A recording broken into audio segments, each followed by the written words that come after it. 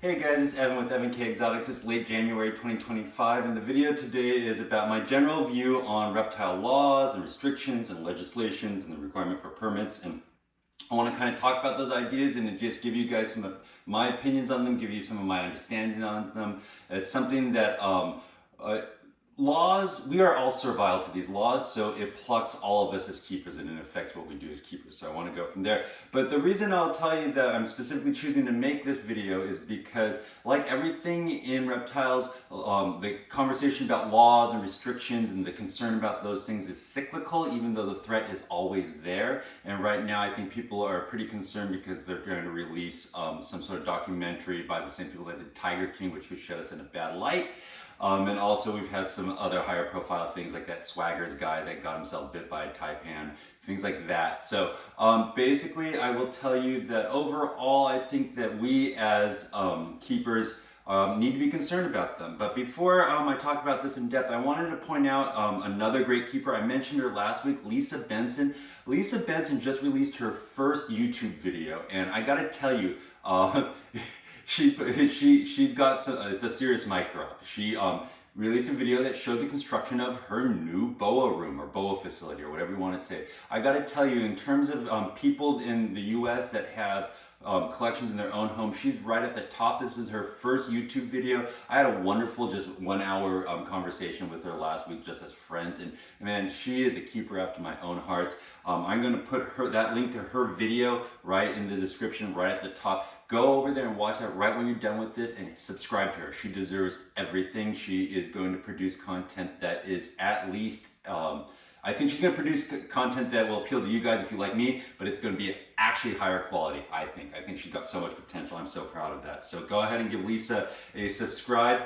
So I guess getting back to the idea of legislation and an overview of that, the reason that I'm going to be talking about legislation now is I'm hoping to get one of the presidents of the Maine Herp Society, the state where I live, on here to do a Zoom chat, because there's opportunities for laws to expand as well as contract your rights as keepers. And so we are at an opportunity where we could be expanding our rights, and I want to get him on here to talk about it. But this is just a general overview primer about my opinion on legislation, so that hopefully when Jeremy gets on here, he can really just focus on Maine and speak to that. So that's where I'm going to address Maine specifically. But my general opinion about legislation in the hobby is that good self-regulation is the best hedge for outside regulation.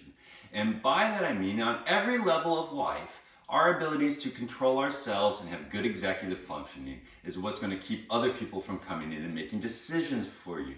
One thing that I tell, I work in behavioral health with adolescents, one thing I say is, if you can't make a safe decision right now, then somebody else will make a choice for you. Or if you think about yourself on a personal level, if you can follow the laws, you will not have an interaction with the law. But if you can't control your drinking and getting in a car, you will have an interaction with a police officer. The best hedge to avoiding a police officer is by following the law. So good self-regulation is important. I guess the other thing I'm just going to put out there to you is I am not a person that believes that everything should be legal and free access. I believe that laws exist for public safety, environmental reasons, and for animal welfare. And what I do believe in are permitted roads of ownership for most species. I believe that there are individuals out there that can keep most species, but I think that there are many species that aren't appropriate for most people. So by that I mean that I think that there are some animals that should be fairly unrestricted, it can be freely bought and sold. And just to point out to you, even like things like ball pythons and leopard geckos and whatever the common things in the hobby, you are servile to laws. There are animal welfare laws that you are servile to. So even the things that we're unrestricted and we don't think about being under legislation, we are servile to laws under them. I think that there are groups of animals that should have permitted roads of ownership for civilians. I think these are things like your larger constrictors. I think these are things like your monitor lizards, things like that. And then I think that there are animals that should have significantly high bars for the permitted roads to ownership.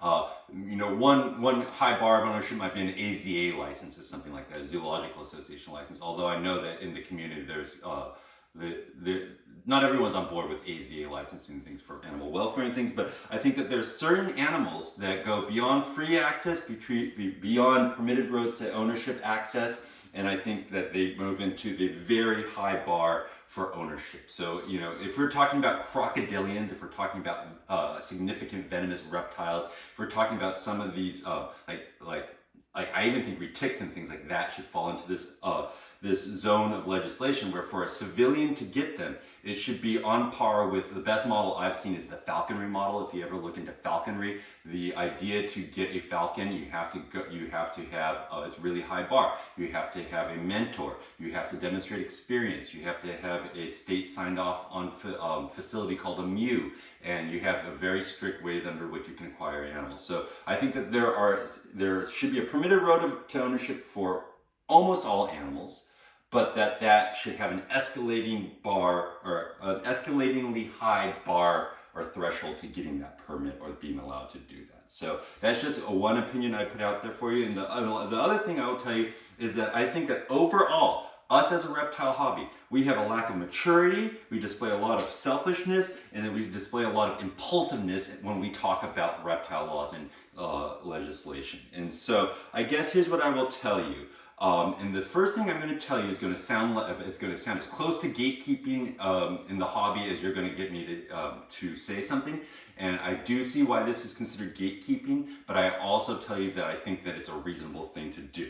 And I will tell you that legislation around reptiles is administrative level work where certain civilian stakeholders have a more high level of investment in the outcomes, and they have held a seat at the table for a long time and have a level of expertise that makes their opinion more valid than other people's opinions. And so by that, I think that the best example of this, I'm going to put this right into the comments as well, is Eugene Bessette of Ophiological Services did a master class video. And it's a long interview. It's a long interview. You should watch the whole thing. But in about midway through, he talks about interacting with the Florida, I think it's Fish and Wildlife Commission. I think that's what they call them down there. And basically, his point was that he goes, look, you need to go and interface with your legislating bodies. You need to show them what you're about. You need to demonstrate that you are a level-headed person, and you need to get your seat at the table. And are you going to be happy with every outcome? No, but at least you have a seat at the table. And so basically what I'm saying is that there are certain people, certain organizations that have more expertise in these matters. They have been working at it longer and have earned a seat at the table. And those are the people that we should be supporting and lifting up, and also we should be looking to as thought leaders. So that's why I'm bringing Jeremy Bullock on for the Maine Herp Society. But I also tell you things like USARC.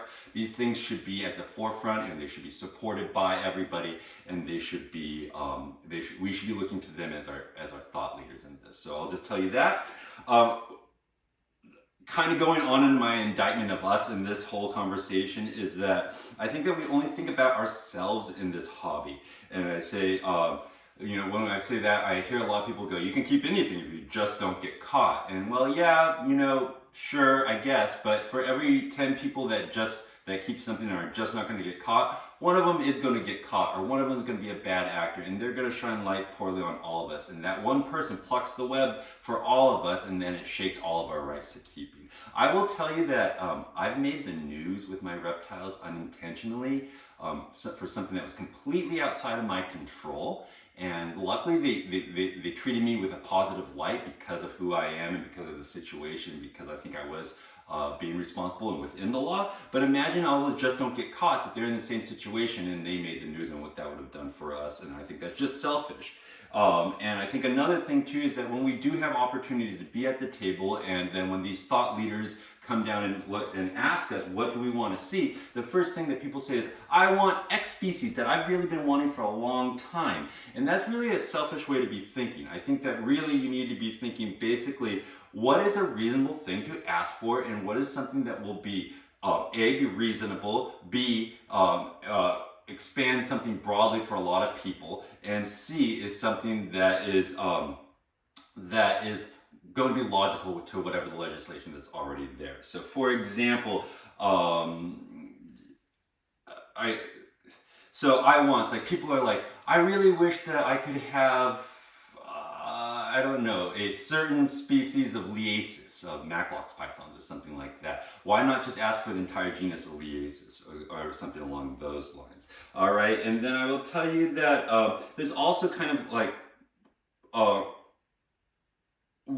there's also kind of this idea that there's a lack of creativity with these I wants. I will tell you that. So for example, people are like, in Maine, where I live, it's highly restricted, and people are like, it's just that I think that I really wish we could have a Burmese python. It's not about reticulated pythons. I'm like, okay, well, just look for something else. Or I really wish that I could have a scrub python in Maine. I'm like, all right, well, did you realize that there are Cuban boas on the list? Those are basically the boa equivalent in terms of the ecological niche of scrub pythons. So I have Cuban boas. I stay within the law and I scratch my itch, okay?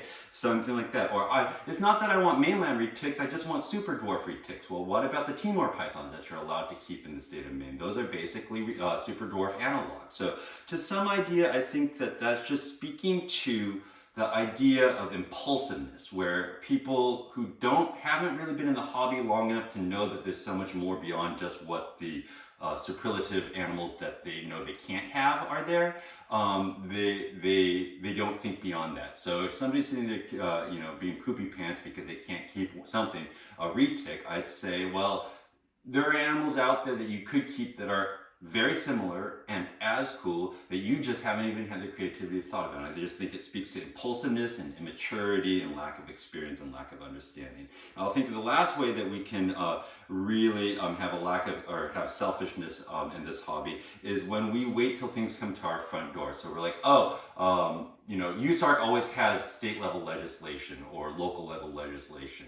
And we're like, oh, that's happening in North Carolina, or that's happening in Florida, or you know what, I really don't support the keeping of retics, so I'm not going to come out and speak out in support of the keepers' rights down in Florida when they ban large constrictors, and we're just waiting until it comes to us. And I will just tell you that as an animal person who likes to keep animals in their home, you need to be supportive of all animal people's rights to do what they want, as long as they are being ethical with their animals. So I'm not telling you to support bad actors, I'm telling you that's part of good self-regulation, but I'm telling you that if you want the right to keep Reptile, you need to support the rights of bird dog people to keep bird dogs and hunt with bird dogs. I'm telling you that if you want the right to keep boa constrictors, you need to be supporting the rights of people to keep hedgehogs. That's something else I kept from the state of Maine. So really, you have to understand that there are more global level things that aren't just out to get reptile keepers. They're out to get animal owners in general, and it's a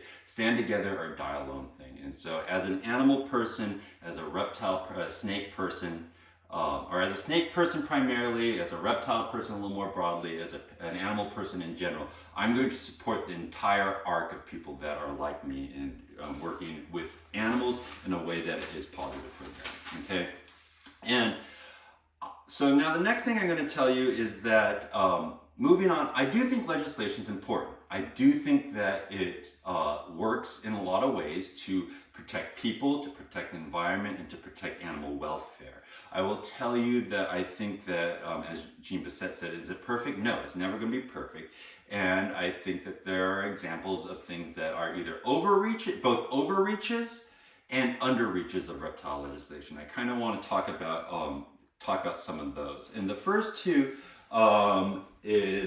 the first ones I want to talk about are what I actually consider underreaches of reptile legislation that I see. And I guess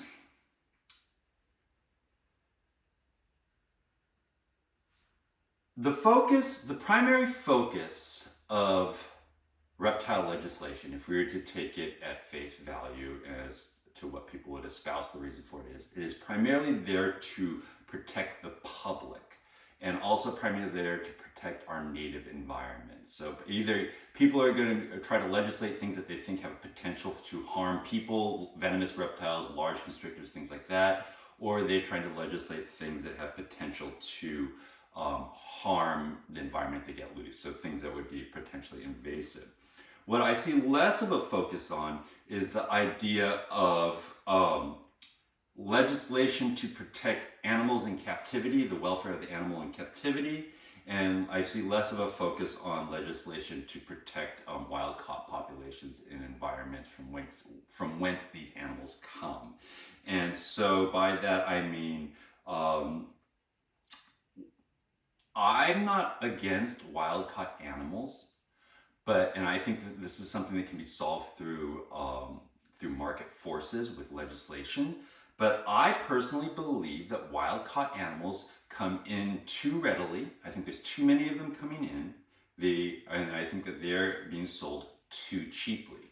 I think that that's part and parcel to each other. People are allowed to collect these animals in numbers that supply demand to the point where the value is not super high, and then they get sold cheaply to people who really don't have a lot of business having wild-caught animals. The only reason right now in my mind to have wild-caught animals is to establish new species or to send them to people who have experience with the species, including propagation, and are going to breed them. I think that that most wild-caught animals are going to people who buy them because they're cheaper, or because they're people that haven't actually bred animals and they're like, well, because it's wild blood, new blood. Well, I'll tell you, most of those people don't ever actually breed their animals. So I would like to see more legislation limiting wild-caught animals. And basically what I would like to do is see that legislation make a wild-caught animal more expensive than a quality captive bred animal. And that will just, through market forces, ensure that they only go to people that want them for true breeding purposes, establishing purposes, and people who feel like they have the confidence to do that. So I think that's just something that I would like to see. And that will actually raise all other standards, because now if captive bred animals are now a cheaper option, you don't have to compete in price against a wild-caught animal, and so it allows you to be more profitable and increase the quality of care for your animal. I'll just tell you, like Guyana boas, because they come in wild-caught, there's a cap on their value, and they are actually a more expensive animal to produce because of their size. And that's just something that's kind of backwards in terms of what we want to do in terms of animal welfare and also quality of animals on the market. So that's something I will tell you. And the other thing I think that we don't legislate enough are animals that do poorly in captivity. Animals that are just going to, like 99% of people are going to fail with them. It's like, like a blue whale is not going to do well in captivity. There are certain animals that just don't do well in captivity. For example, the most common example I see are adult wild-caught emerald tree boas. On top of the fact that they just are wild-caught animals, they don't do well in captivity. And so I think that that's something that people should realize about that.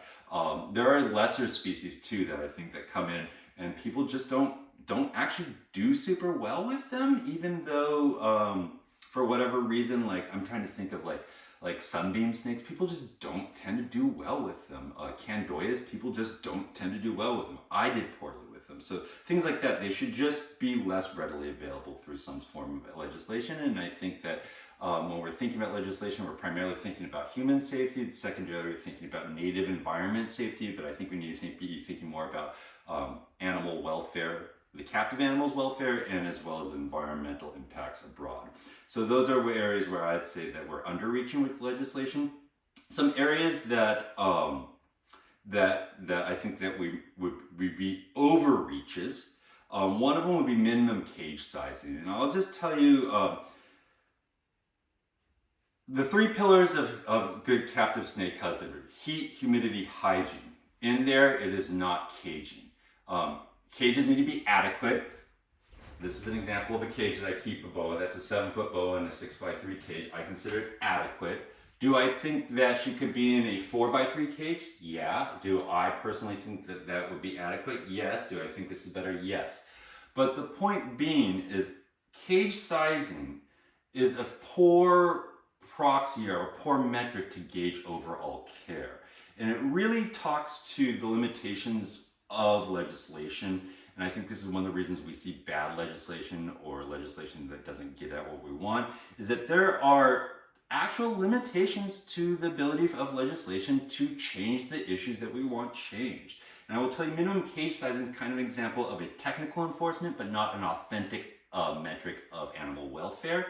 And the best analogy I have is in like the tax code. So in tax code, you're much more likely to get in trouble for some sort of technical violation than you are for some sort of true violation that is actually harming the tax ecosystem. So, for example, the only time I've ever run aground with my personal taxes is I failed to file this one form I needed to file, and so they caught me on it because it's a checkbox that wasn't checked, and they fined me at like $100 or something. Didn't really change my taxes. It's not like I didn't pay my taxes. I didn't get, it wasn't like I evaded taxes. They just caught me on that technical violation and I got popped for it, but it didn't change the health of the tax ecosystem. And I say that minimum cage size is another thing like that. It's something that's pretty easy for people to come in. They're like, oh, your cage isn't, the length times width is not the size of, greater than the length of the snake. So you get your ticket or you get fined or you get whatever. But it doesn't actually make a very good metric for the animal. Like, for example, I could have a cage that didn't add up, the two sides didn't add up to the length of the animal, but if I have a bunch of shelves in there, that's actually quite a bit of floor space for an animal. So it's just an example of where laws can't actually, or it's very hard for the law to get at what it wants to get at, which is authentic animal welfare. I think that's one good example of them. I think another example that gets tossed around a lot is like facility licensing or licensing to breed. I think that, I'll just tell you straight out, I think that those are always coming from extreme animal welfare groups, HSUS, PETA, places like that. And they're usually blanket laws where they just say anybody that produces any domestic animal, from a hamster to a horse, has to have this license. And what they're really trying to do is put an imposition and an obstruction on good animal propagation. And it just is another thing where that license doesn't actually get at animal welfare in an authentic way. That license really just cuts the throat of people like me, small scale good actors, where you have people that maybe, if you're just producing 1 or 2 ball python clutches in your bedroom, or if you maybe just have a boa constrictors but you don't have this presence like I do, you're not going to get impacted by that USDA licensing law. You could go under the radar unpermitted and nothing's going to happen to you. And those are actually a lot of those people. I'm not saying that everybody is, but it's those real kind of rinky-dink things that have a lot of problems. And then the other type of people that it's not going to matter to are really large-scale people, because they have the scale to get that license. It's just going to be obfuscated through their larger budget. But facility licensing, things like that, they really cut my throat, because it would just mean that I have to have somebody come in to my home, my private home where I reside, and come in here and make me do changes to a collection that's already thriving. And that's just outside the authentic way to enforce animal welfare. And I think that's just another symptom of where laws can run up against their abilities to actually affect what you want them to affect. And the last thing I'm going to make a point is that laws have a lot of lack of precision in them.